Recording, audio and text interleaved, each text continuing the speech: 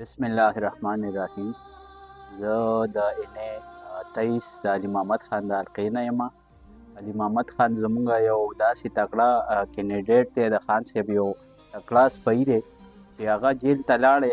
زموږ ډېر تکړه ښکلي درانه خلک وو په دې پارټۍ کې. هغوی معمولي یو ورځې دپاره دننه کړل، هغوی هر څه واپس کړل، هغه بلکل د وخت پارټي پرېښودله. او علي محمد خان ډېر تکړه و، هغه خپله ډېر سختې برداشت کړلې. مونږ له ډېر یو عزت راکړه زموږ د حلقې له.